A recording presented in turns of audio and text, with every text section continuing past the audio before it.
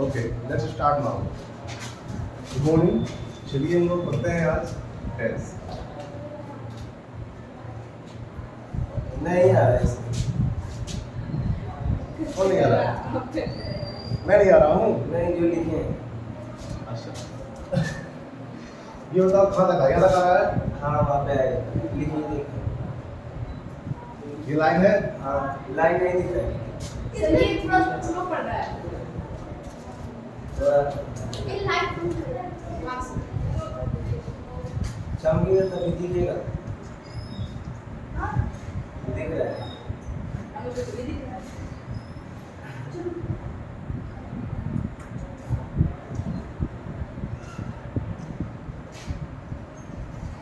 अब दिखेगा पूरा। ठीक है ना? हाँ, ये सही है।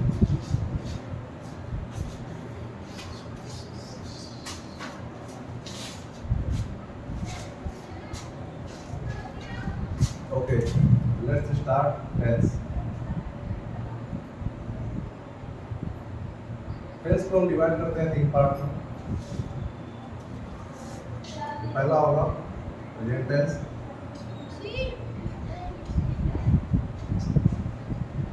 सेकंड आपका होगा पास्ट टेंस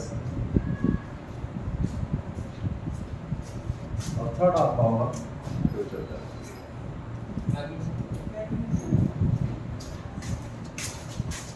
आपको एक सिंपल सी पहचान बता दूं मैं। जो सिंपल पहचान है प्रेजेंट टेंस की वो ये है कि जिस भी वाक्य के अंत में आपको है वो दिखे, है या हो या हो, जिनके अंत में 3 दिखाई देंगे वो आपके प्रेजेंट टेंस के अंदर आएंगे। और जो दूसरा होगा आपका पास्ट टेंस। अगर इसको आपको सिंपली पहचानना है तो देखना होगा कि वाक्य के अंत में क्या था, थी या थे, हैं या नहीं। अगर होंगे तो ये जो होगा वो आपका पास्ट टेंस होगा। और जो तीसरा भाग है फ्यूचर, वो फ्यूचर में ये होगा कि आपके वाक्य के अंत में या तो गा होगा, ई होगी और के होंगे। ये 3 होंगे।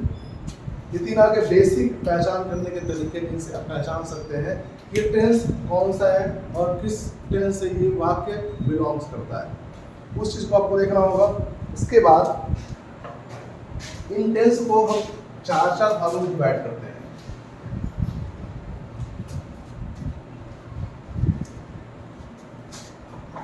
सपोज करिए प्रेजेंट टेंस है,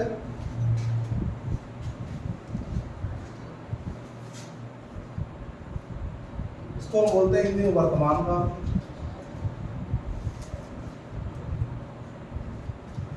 और इसको डिवाइड किया गया है 4 हिस्से।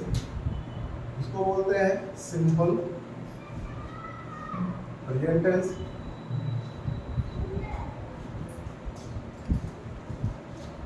या फिर present indefinite, present indefinite tense. इसकी हिंदी होती है अनिश्चित वर्तमान काल, अनिश्चित वर्तमान काल या फिर सामान्य वर्तमान काल।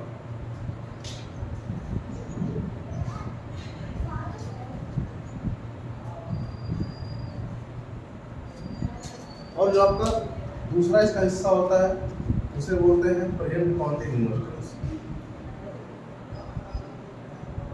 Present continuous tense. इसकी इसे एक तरीके से और जानते हैं, वो होता है प्रेजेंट प्रोग्रेसिव।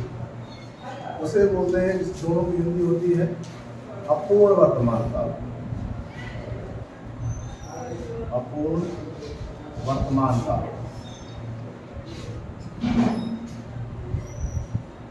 अच्छा, अपूर्ण वर्तमान काल मतलब ये होता है कि जो सेंटेंस है उसमें जो कार्य है वो प्रारंभ तो है लेकिन उसके अंत का कोई समापन उसमें कुछ हमें पता नहीं होता कि क्या ये सेंटेंस कंप्लीटली पूरा हो गया है या नहीं हुआ है।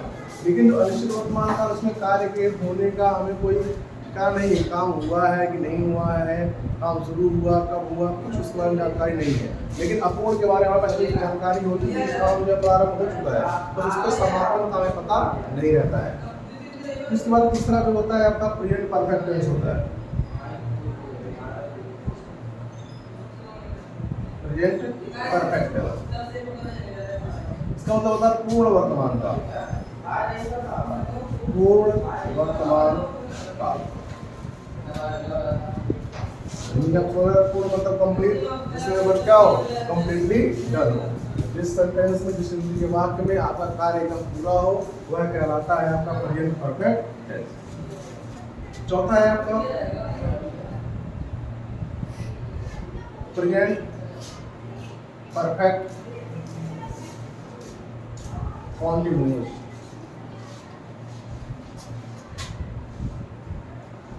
कॉन्टिन्यूअस इसका मतलब होता है पूर्ण अपूर्ण वर्तमान काल।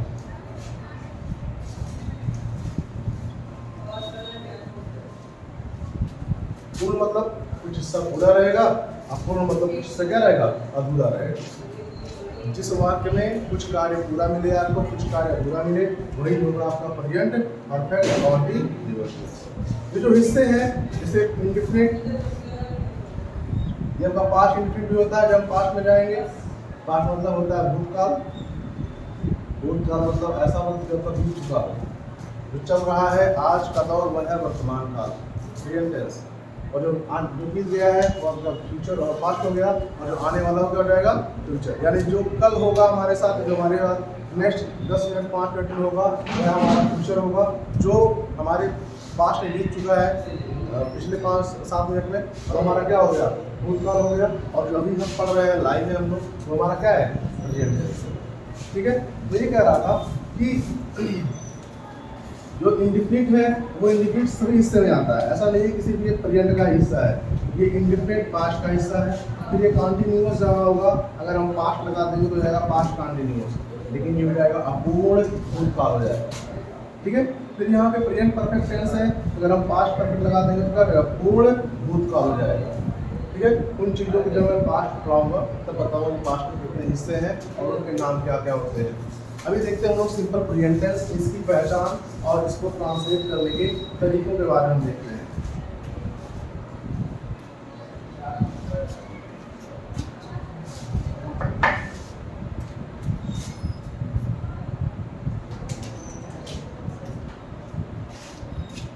सिंपल प्रेजेंट टेंस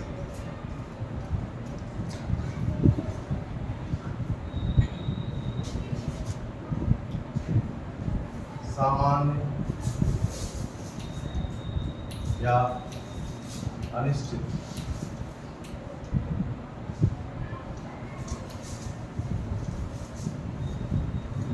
वर्तमान सिंपल प्रेजेंट टेंस या प्रेजेंट इंडेफिनिट, जिसमें इंडेफिनिट दिख रहा हूँ।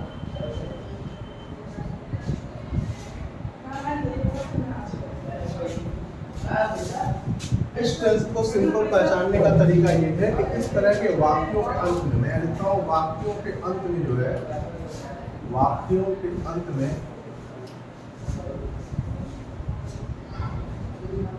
आएगा ता है, ती है, ते है, ता हूँ और ती। जब ये ट्रांसलेट करते हैं तो हमें सिंगुलर और प्लूरल को जानना सबसे पहले बेसिक। सिंगुलर क्या होता है, प्लूरल क्या होता है। सिंगुलर मतलब होता है आपका एक वचन,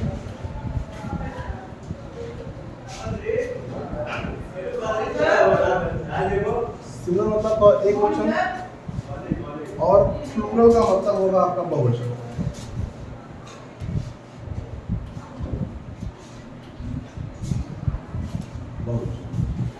मतलब ऐसे वर्ड्स जिनसे हमें सिर्फ एक की संख्या का पता चलता है वो होते हैं एक वचन, और ऐसे वर्ड्स जिनसे पता चले कि उनकी संख्या क्या है, बहुत ज़्यादा, वो क्या कहते हैं, प्लूरल हो जाते हैं। ठीक है। जैसे मान लीजिए यहाँ पे अगर मैं लिख दूँ हम, तो हम मतलब संख्या क्या है, एक से अधिक, और मैं यहाँ लिख दूँ वह, तो वह क्या हो गया, वह मतलब एक इकलौते की बात हो रही है। यह वह जो होगा वो पुरुष भी हो सकता है, महिला भी हो सकती है, ठीक है। हम, वे, और इस सेंटेंस में जो तुम वाला वर्ड होता है या फिर आप जो होता है उसे भी प्लूरल रखा गया है, और मैं वाले वर्ड को भी प्लूरल में ही काउंट किया गया है। फिर जैसे वर्ड्स हो गए लड़के, ये भी आ गया, यहाँ वह हो गया, यहाँ पे लड़का हो गया, या फिर किसी का नाम हो, क्या हो, नाम हो। जितने भी नेमिंग वर्ड्स, जिनके भी नाम होते हैं वो सब क्या होते हैं, सिंगुलर होते हैं। ऑलवेज जो भी नेमिंग वर्ड्स हैं वो क्या है, सिंगुलर।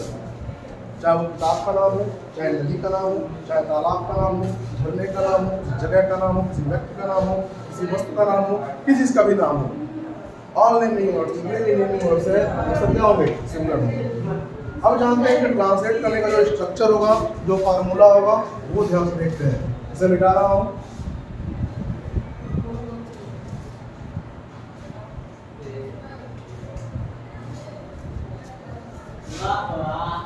जो ट्रांसलेट करने का तरीका होगा आपका, सबसे पहले उसमें लिखेंगे सब्जेक्ट,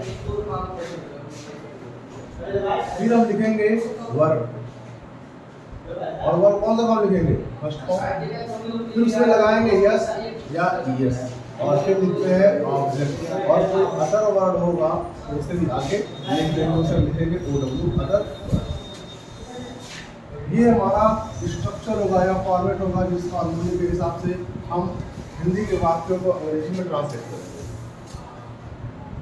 यहाँ एक चीज लिखा हुआ वर्ब के फर्स्ट फॉर्म में यस या ईएस, इसका इस्तेमाल कब करना है, जब हमारा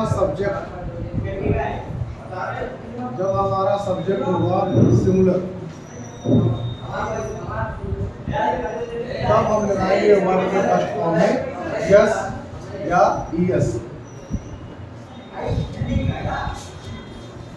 सब्जेक्ट जब सिंगुलर होगा तब वर्ब के फर्स्ट फॉर्म में यस या ईएस लगाएंगे, और अगर हमारा सब्जेक्ट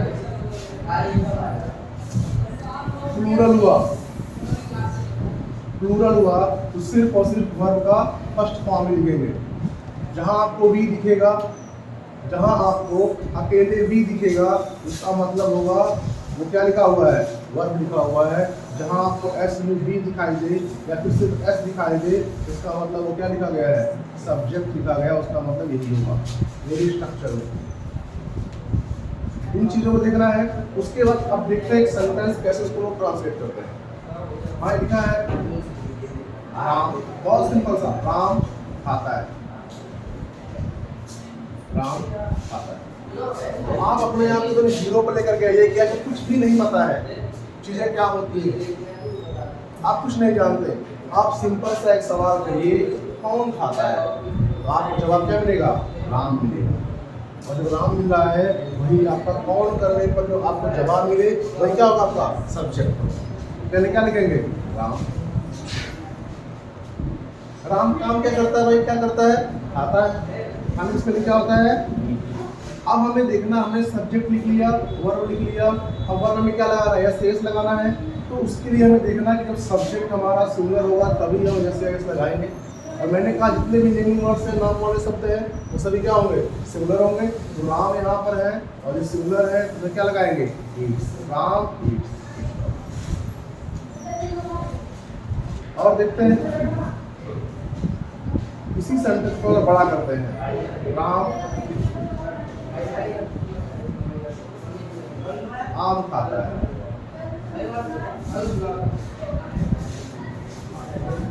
लिखेंगे सब्जेक्ट हमारा कौन खाता है, राम हो गया। राम कौन सा काम कर रहा है, खाने का, ईट। राम सिंगुलर है, ईट में क्या लगाएंगे, एस, राम ईट्स। राम क्या खाता है, आम खाता है, राम ईट्स।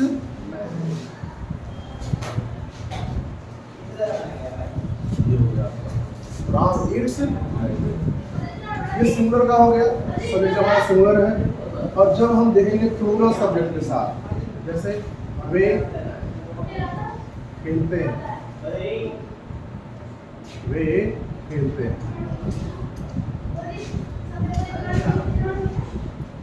वे मतलब बहुत सारे लोग, जिनकी संख्या क्या है, बहुत ही अधिक है। तो वे यहाँ क्वेश्चन करेंगे कौन खेलते हैं, जवाब क्या मिला, वे। जब वे मिला तो आप क्या लगा देंगे, वे। खेलने का स्पेलिंग क्या होता है, क्या खेलते हैं, क्या करते हैं हम लोग, खेलते हैं। खेलने की स्पेलिंग हो जाएगी प्ले, दे प्ले। अब क्या यहाँ पे यस एक्स लगाएंगे तो हम अपना जो यहाँ पे हमने नोट्स लिखा हुआ एक ये उसमें हम देखेंगे सब्जेक्ट जो हमारा प्लूरल होगा सिर्फ वर्ब का फर्स्ट फॉर्म में लिखेंगे, तो हम सिर्फ प्ले लिखेंगे, उसमें कुछ और ऐड नहीं करेंगे।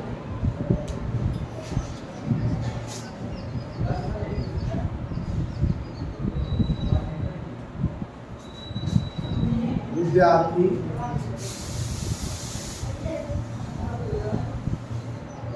किताब पढ़ते हैं।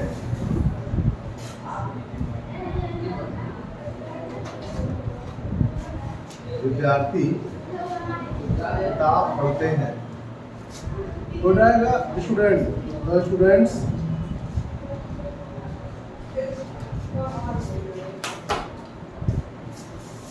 अब पढ़ने की स्पेलिंग क्या रहेगा आपका, रीड। क्या पढ़ते हैं, किताब सिर्फ बुक लिखेंगे। Students read book. एक साथ कई किताबें नहीं पढ़ सकते हैं ना विद्यार्थी,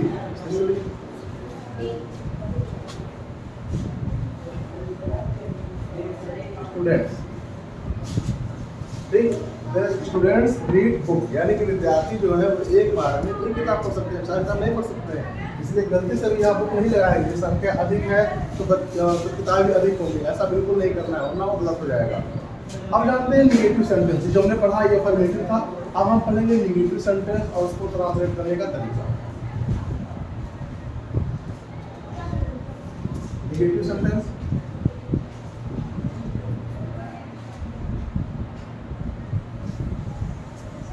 सेंटेंसेस इसका मतलब होता है नकारात्मक बात,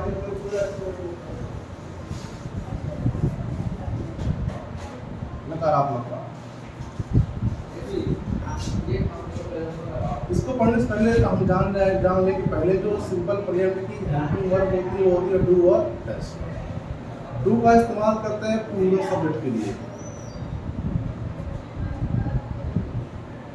और डज का इस्तेमाल करते हैं सिंगुलर सब्जेक्ट के लिए।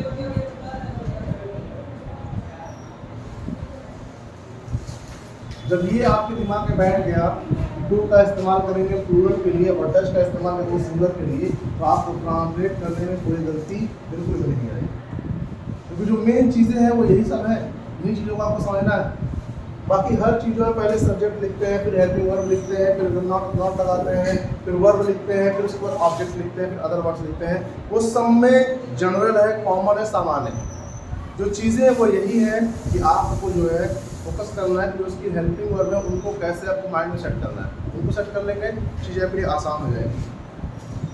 आपको समझ में आ रहा है ना? भले से आप पहले से पढ़े हुए हैं लेकिन इन चीज़ों को फिर से मुझे रिकॉल करना होगा, ठीक है। उसके बाद इसका जो फॉर्मेट होगा, स्ट्रक्चर होगा, वो होगा सबसे पहले लिखेंगे सब्जेक्ट, फिर लिखेंगे डू या डज, फिर नॉट वर्ब का फर्स्ट फॉर्म और फिर लिखेंगे ऑब्जेक्ट। एक चीज़ याद रहे, जो आपने अफर्मेटिव सेंटेंस में यस एस लगाया था वर्ब के फर्स्ट फॉर्म में, वो नेगेटिव में बिल्कुल भी नहीं होना है। उसको अगर लगाएंगे तो गलत हो जाएगा, इसलिए ध्यान से एक बात लिखते हैं, वह विद्यालय नहीं जाता है। वह विद्यालय नहीं जाता है। कौन विद्यालय नहीं जाता है? वह, हमें मिल गया दी। अब हमने सब्जेक्ट लिखा, काम खत्म।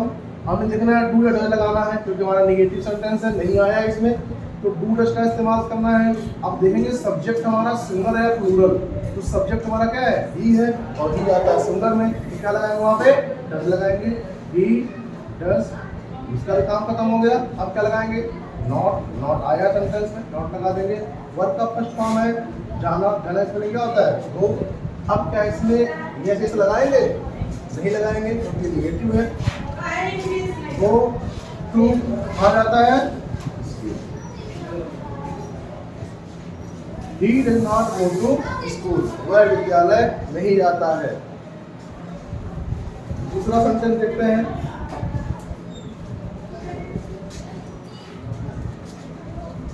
लड़के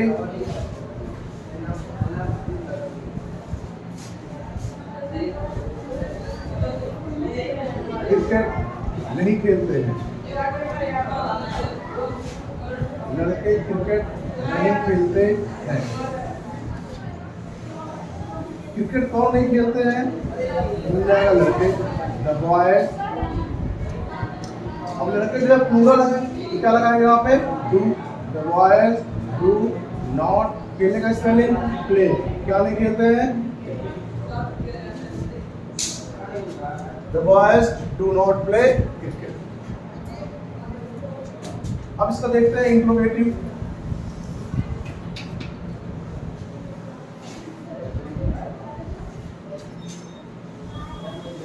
इंट्रोगेटिव सेंटेंस जो होता है वो दो तरह का होता है। एक, जब वाक्य का प्रारंभ क्या से होता है तब, और दूसरा जब सब वाक्य के बीच में जो है प्रश्नवाचक शब्द आए।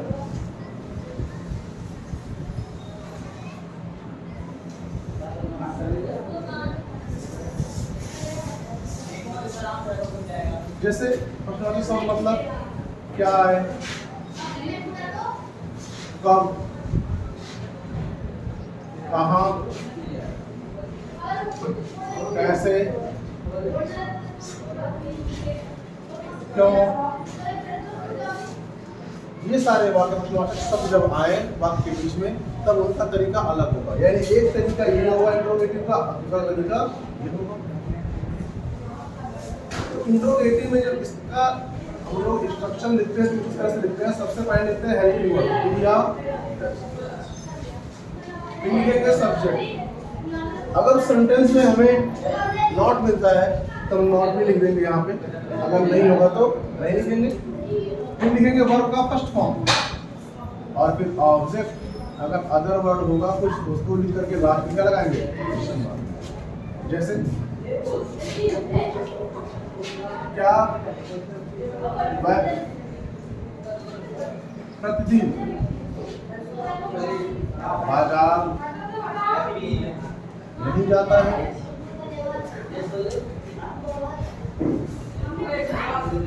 क्या वह प्रतिदिन बाजार नहीं जाता है? तो सबसे पहले मैंने कहा जब क्या आएगा तो पहले उसकी स्पेलिंग में क्या लिखेंगे? Helping verb. Do you understand? उसको देखना पड़ेगा सब्जेक्ट को कि क्या हमारा सब्जेक्ट जो है वो सिंगुलर है या प्लूरल है। जो सब्जेक्ट है वह आता है सिंगुलर में। पहले हम क्या लिखेंगे? डज। फिर क्या लिखेंगे? Does he. उसके बाद हमारे पास सब्जेक्ट होने का देते हैं नॉट। नहीं आया है लिखेंगे डज ही नॉट। वर्ब है जाना, लिखेंगे गो टू। कहाँ जाता है?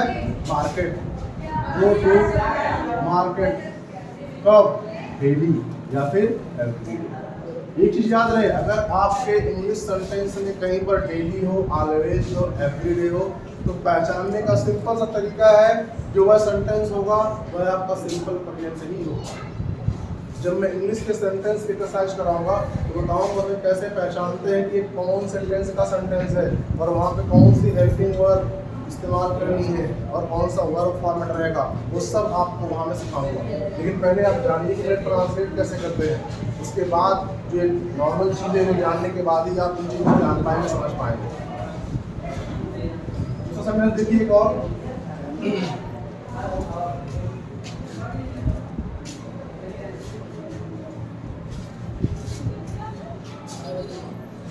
क्या वे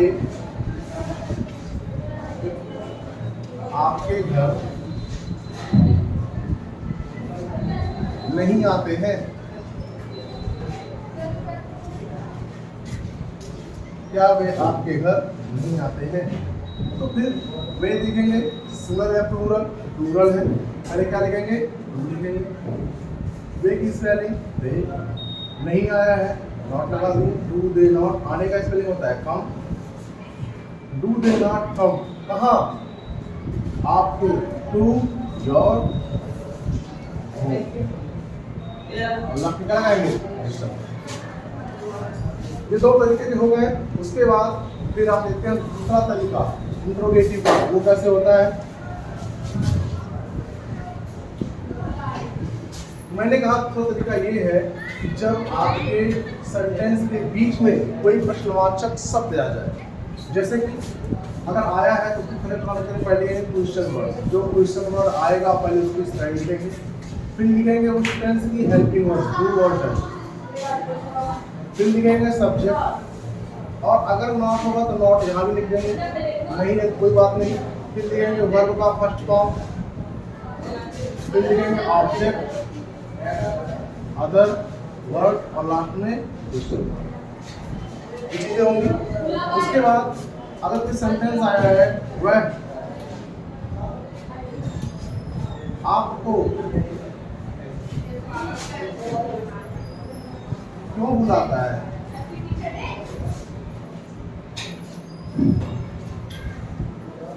वह आपको क्यों बुलाता है, मैंने कहा सबसे पहले वो क्वेश्चन वर्ड की स्पेलिंग, यानी यहाँ क्वेश्चन वर्ड क्या है? क्यों। पहले लिखेंगे व्हाई, फिर लिखेंगे हेल्पिंग वर्ड, तो सब्जेक्ट फिर देखना पड़ेगा, वह है और वह हमारा सिंगुलर है, तो क्या लिखेंगे यहाँ पे?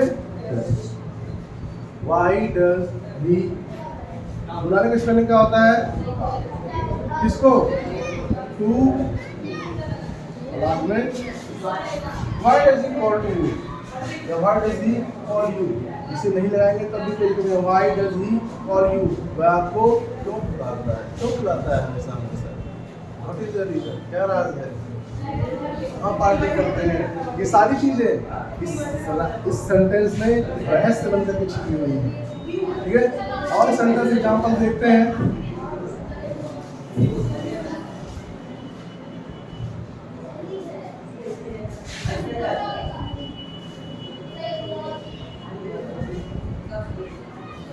हम प्रतिदिन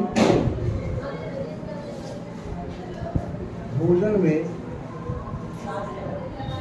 क्या खाते हैं?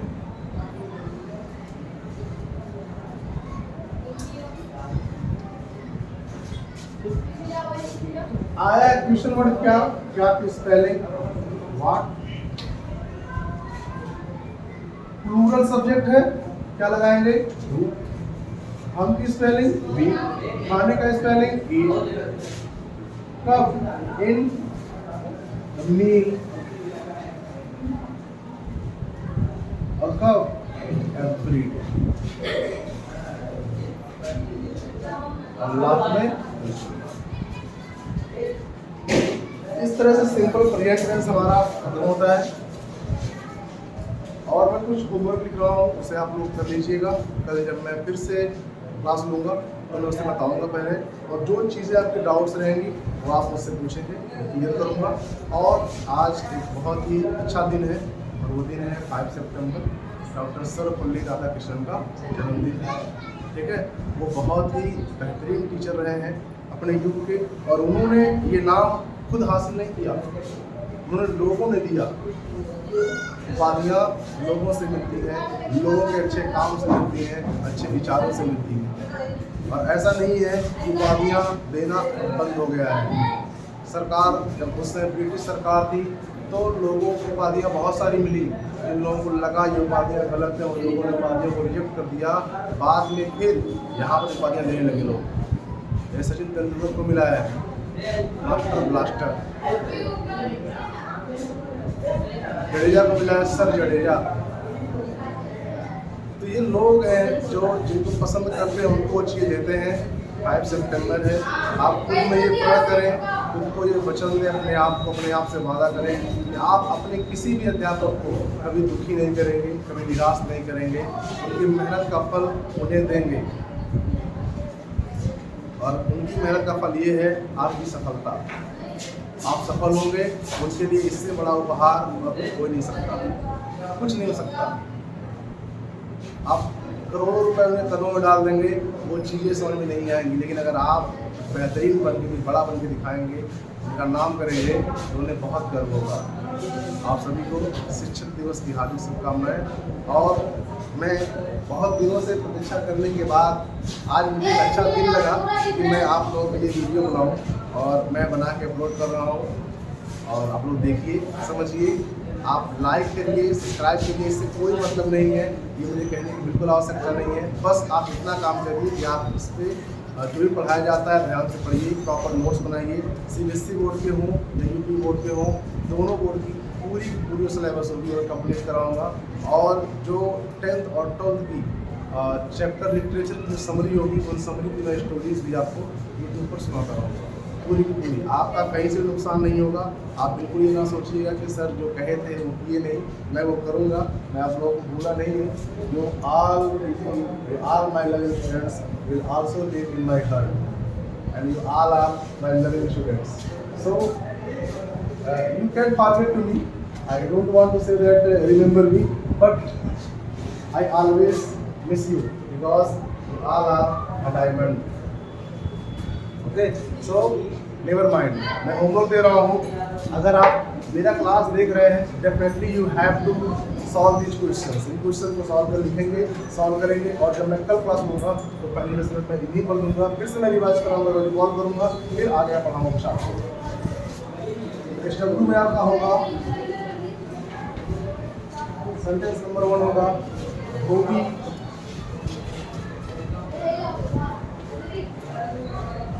हमारे कपड़े नहीं धुलता है। धोबी हमारे कपड़े नहीं धुलता।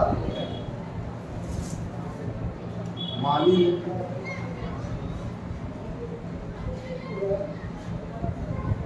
फूलों को पानी कब देता है?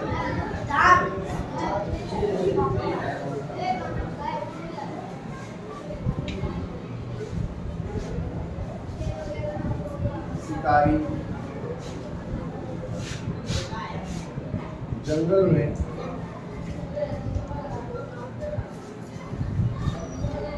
क्यों नहीं रहता है?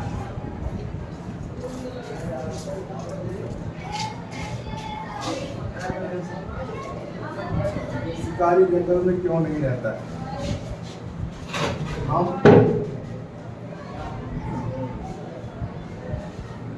अपने गुरुओं का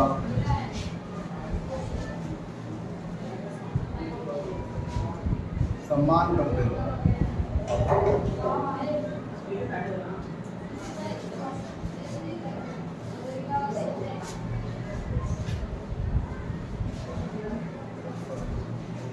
और लास्ट सेंटेंस होगा, वे अपना कार्य स्वयं करते हैं।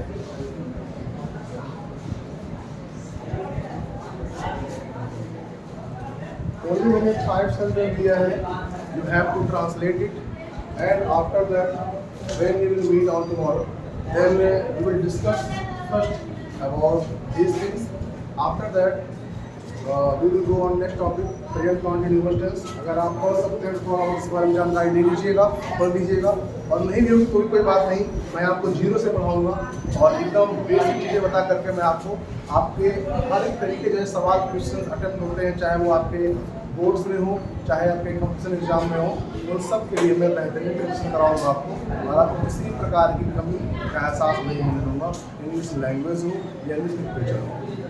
बस जुड़े रहिए, कंटिन्यू बने रहिए, एक भी वीडियो मिस मत करिए, सारी वीडियो देखते रहिए, ताकि आप लोगों को जो मैं कर रहा हूँ उसकी बेनिफिट आप लोगों को। Thank you and have a nice day.